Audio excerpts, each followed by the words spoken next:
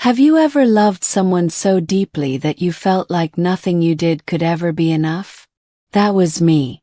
I thought I had built a life filled with love, trust, and commitment. I thought I was her everything. I thought we were building something that could survive anything. Until I realized I was just building a fantasy for myself. We met in college. She had this way of lighting up a room. Just by walking in, people noticed.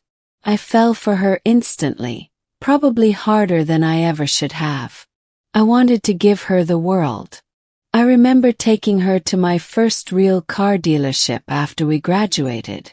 She pointed at a car, just a modest one, and said, "Someday." I didn't hesitate. I bought it for her, paid in full, just to see her smile.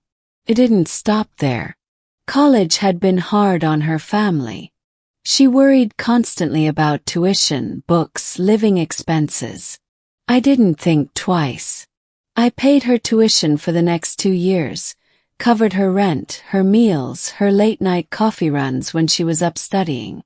I was proud, felt proud. Proud to be someone she could rely on, someone she could lean on.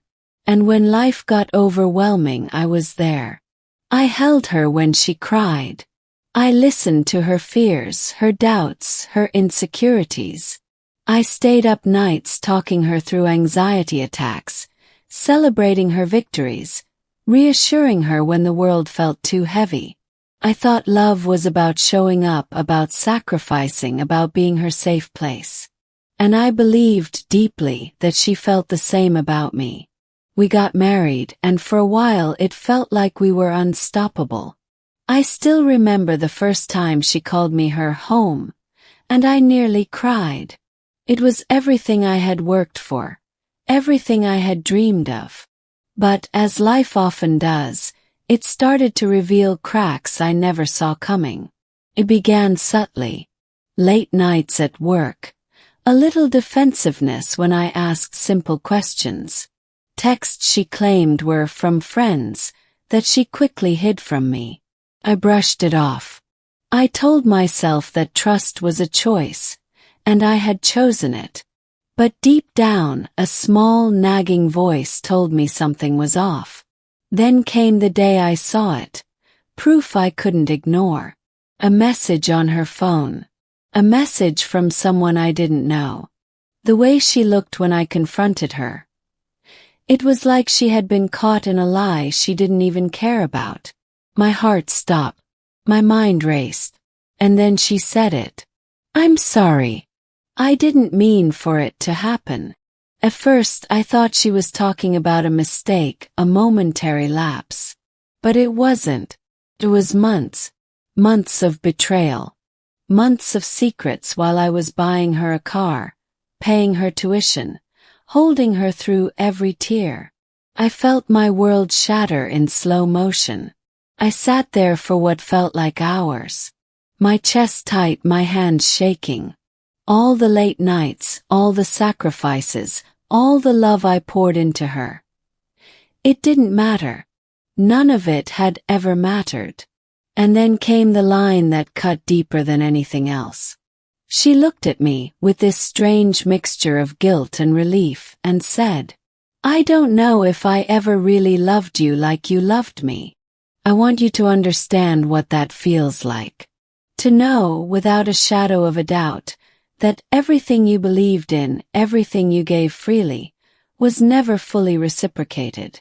I had built her world, and she had been building another one that didn't include me."